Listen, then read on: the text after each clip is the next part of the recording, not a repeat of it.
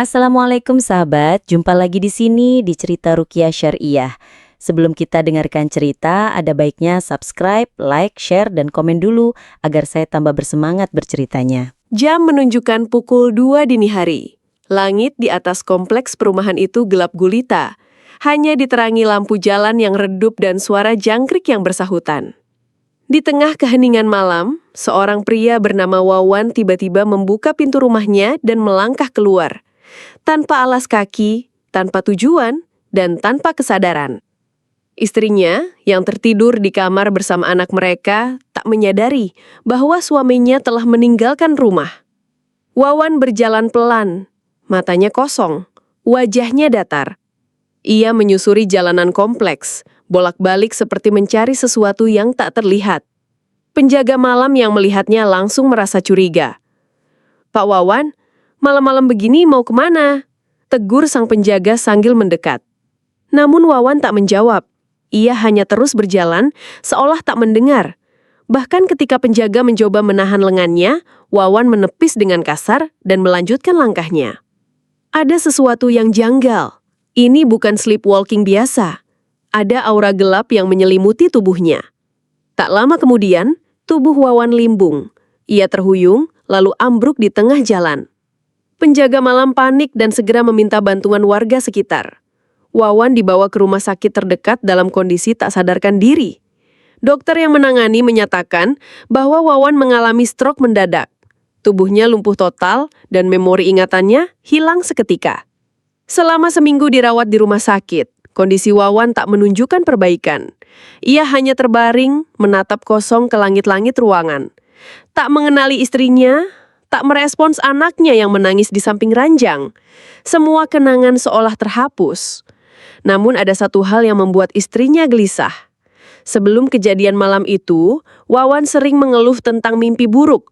Ia merasa seperti diawasi, mendengar bisikan-bisikan aneh dan kadang berbicara sendiri. Istrinya sempat mengira itu hanya stres kerja, tapi malam itu mengubah segalanya. Ketika Wawan akhirnya diperbolehkan pulang, tubuhnya masih lumpuh dan pikirannya kosong. Ia bukan lagi Wawan yang dikenal keluarganya. Dan di saat itulah, Guru Yudi, seorang sahabat lama sekaligus praktisi Ruqyah Syariah, datang berkunjung. Melihat kondisi Wawan, firasatnya langsung berbicara. Ini bukan sekadar stroke. Ada sesuatu yang bersembunyi di balik tubuh yang lumpuh itu. Dan perjalanan spiritual pun dimulai. Sebelum malam kelam itu tiba, Wawan sebenarnya sudah menunjukkan tanda-tanda yang tak biasa. Istrinya, Sari, mulai menyadari perubahan perilaku suaminya sekitar 2 minggu sebelumnya. Wawan yang biasanya tenang dan penuh perhatian, mendadak menjadi pendiam, mudah tersinggung, dan sering termenung lama di sudut ruang tamu. Setiap malam, ia terbangun dengan nafas tersengal dan keringat dingin membasahi tubuhnya. "Aku mimpi dikejar bayangan hitam," katanya suatu pagi, dengan matanya yang masih menyimpan ketakutan. Mimpi itu berulang hampir setiap malam, dan semakin lama, semakin nyata. Dalam mimpinya, Wawan merasa seperti dicekik, ditarik ke dalam lorong gelap dan mendengar suara-suara yang tak dikenalnya. Namun yang paling mengganggu adalah bisikan. Sari sering melihat Wawan menoleh tiba-tiba, seolah ada yang memanggilnya. Kadang ia berbicara sendiri, pelan, seperti menjawab sesuatu yang tak terlihat.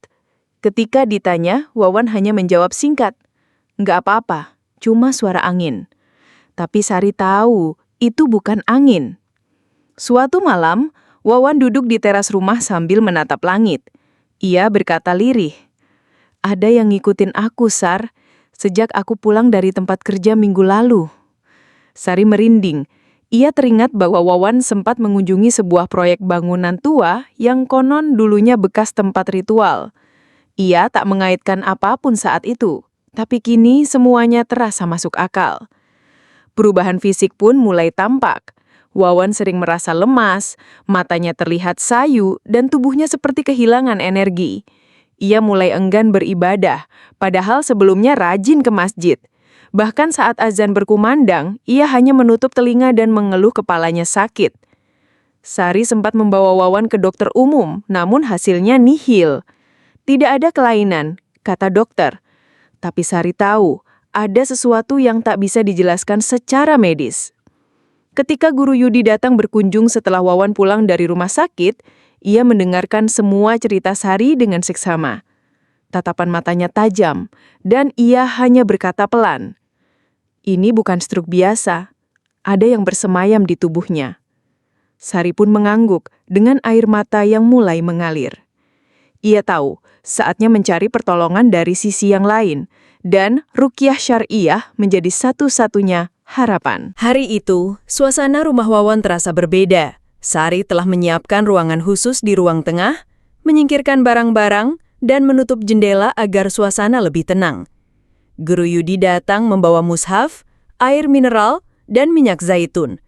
Ia tak membawa alat canggih, hanya ayat-ayat suci dan keyakinan bahwa pertolongan Allah lebih kuat dari segala sihir.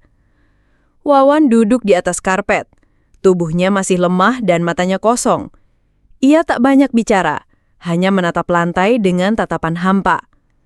Guru Yudi memulai dengan membaca surat Al-Fatihah, lalu dilanjutkan dengan ayat-ayat ruqyah seperti Al-Baqarah 1-5, ayat kursi, dan potongan dari surat Al-A'raf, Yunus, serta Toha. Baru beberapa menit berlalu, tubuh Wawan mulai bereaksi.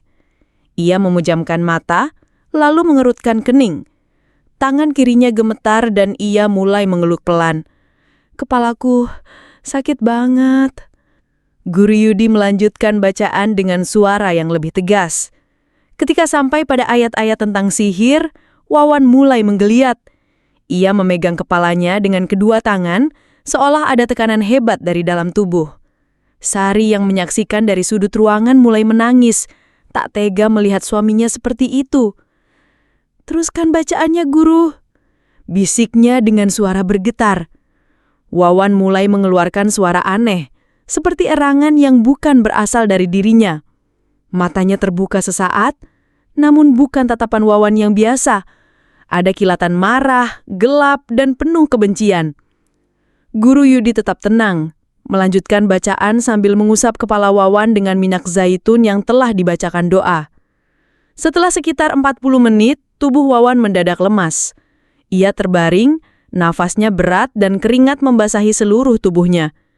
Ia tak sadarkan diri selama beberapa menit, lalu terbangun dengan wajah pucat dan mata berkaca-kaca. "Apa yang terjadi barusan?" tanyanya pelan. Guru Yudi hanya tersenyum. "Itu baru permulaan.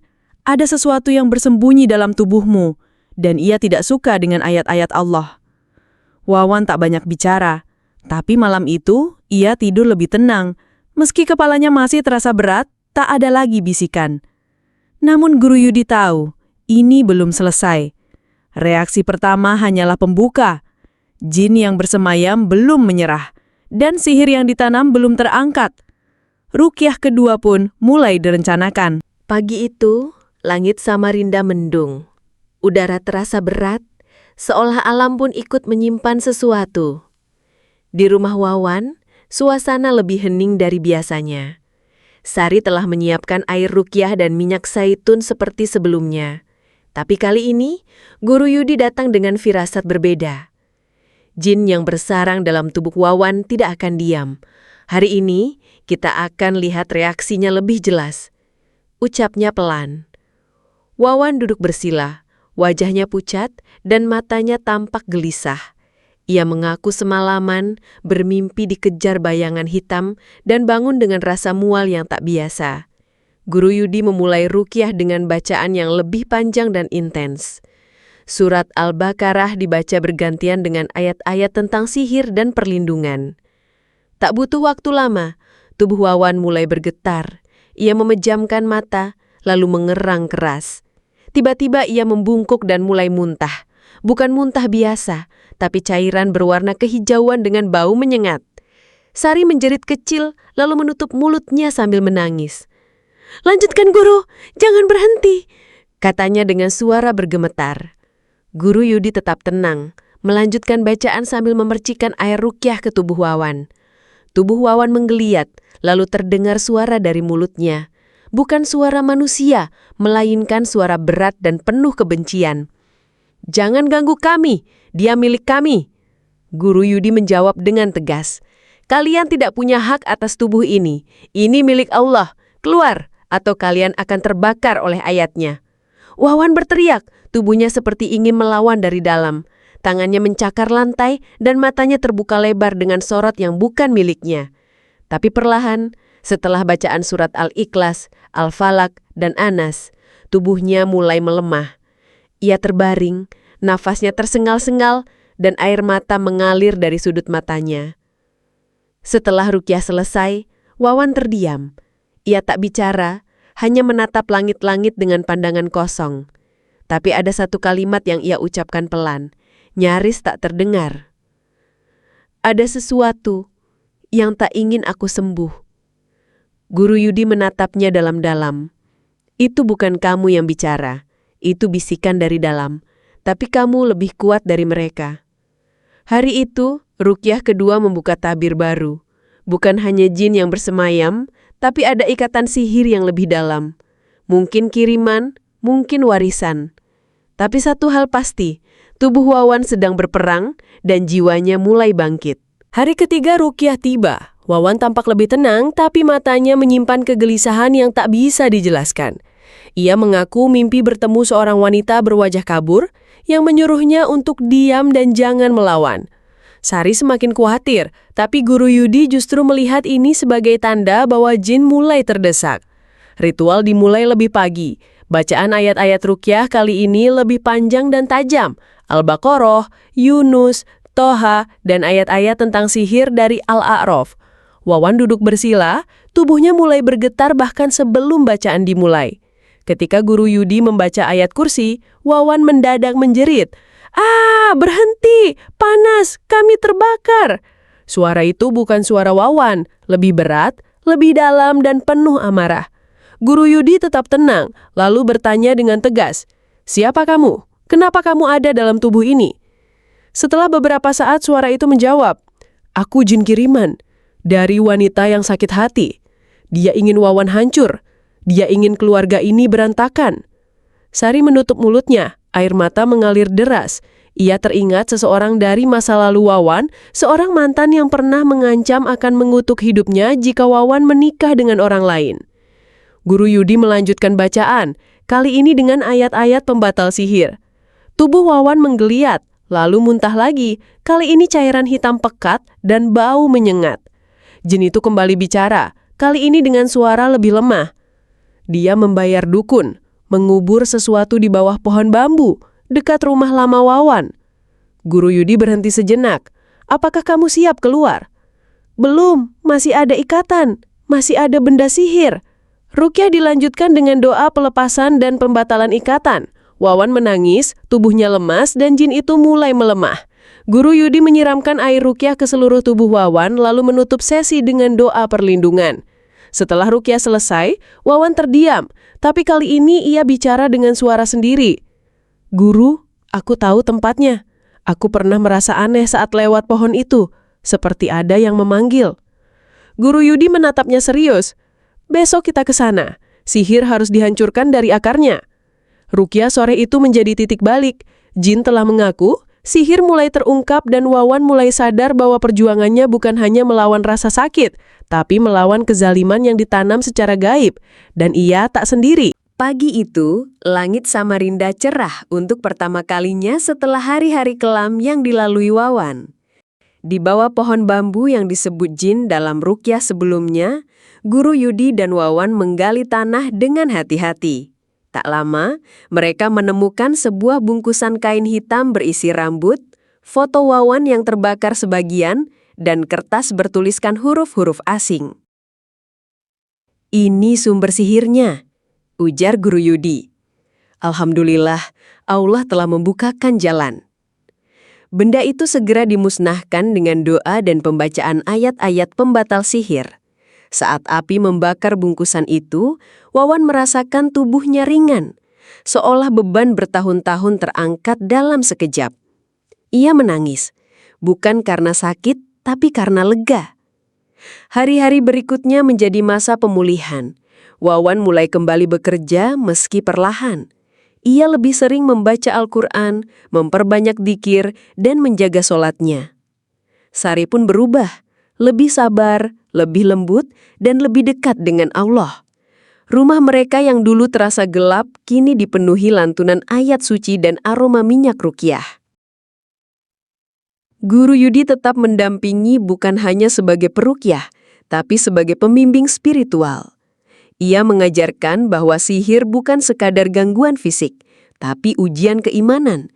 Bahwa jin bisa masuk bukan hanya karena kiriman, tapi karena celah dalam hati, marah, dendam, lalai dari dzikir. Wawan mulai berbagi kisahnya kepada teman-teman. Ia tak malu mengakui bahwa ia pernah dirasuki jin, pernah hampir kehilangan akal. Tapi justru dari situ, ia menemukan makna hidup yang lebih dalam. Aku dulu sombong, merasa kuat, merasa tak butuh pertolongan Allah. Tapi saat tubuhku dikuasai jin, aku sadar hanya Allah yang bisa menyelamatkan. Ucapnya dalam sebuah kajian kecil yang diadakan di rumahnya. Sari pun menambahkan, ruqyah bukan hanya tentang mengusir jin, tapi tentang membersihkan hati, memperbaiki niat, dan kembali kepada fitrah. Bab ini menjadi penutup dari fase kegelapan, tapi juga pembuka dari perjalanan baru, perjalanan spiritual yang lebih jernih, lebih kuat, dan lebih penuh cahaya. Wawan dan Sari tak lagi takut pada sihir, karena mereka tahu, cahaya Allah selalu lebih terang dari bayangan jin. Dan di sudut rumah mereka, mushaf yang dulu hanya jadi pajangan, kini menjadi teman harian. Sebuah pengingat bahwa dalam setiap luka ada hikmah. Dalam setiap kegelapan ada cahaya. Dan dalam setiap ruqyah ada panggilan untuk kembali kepadanya.